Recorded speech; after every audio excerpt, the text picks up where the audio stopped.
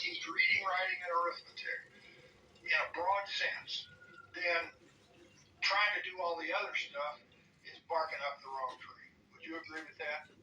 Not entirely. When it comes to the reading, writing, and arithmetic, I think those are good bases.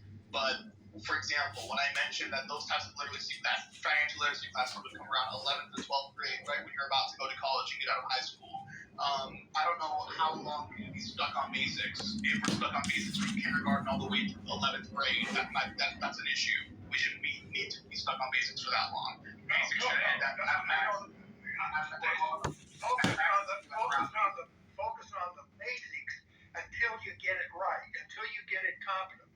And if you can achieve that level of competence in the ninth grade, then go ahead and teach others financial responsibility and all that. But make them all learn a competent level of knowledge in reading, writing, and arithmetic. Well, that's already kind of established, only because, for example, in the college that I'm at right now, and even back in K through 12, to take certain classes, there had to be certain prerequisites that you had finished already or had shown a proficiency in. There were certain classes you can't take if you scored a C or lower in another class. You have to get a B or over in order to get into that class to show that you had an understanding of the material, et cetera, et cetera. So that's not something that's new. Maybe if you want to enforce more, that'd be fine. But as for innovation, that's something that's already been put in place for a while. Okay. Again, we're not talking about college. We're talking about just. Yeah, K through 12 has it as well. There are certain advanced placement classes that you wouldn't be able to take, certain honors classes you wouldn't be able to take, certain language classes you wouldn't be able to take without certain prerequisites showing a proficiency at a certain level. So that's already in place in K through 12 as well. But I would also maintain that public schools are not accountable in how they report proficiency. We overgrade.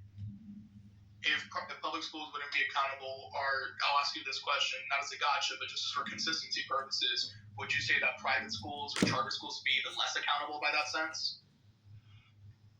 I can only speak from my own, very, very dated. I went to public high school, graduated, then I went to, quote, charter school before I went to college. And the difference was night and day, but that was centuries ago. So I agree with Brad that we shouldn't be trying to compare charter schools and public schools because, as Brad says, they're both not doing a very good job. And I'm trying to focus instead on what both of them should be doing to improve. XG had said something earlier, and XG, you can respond to this if you'd like, but it's really a question for the stage and the educator specifically. You made me think, XG, with some of your comments about the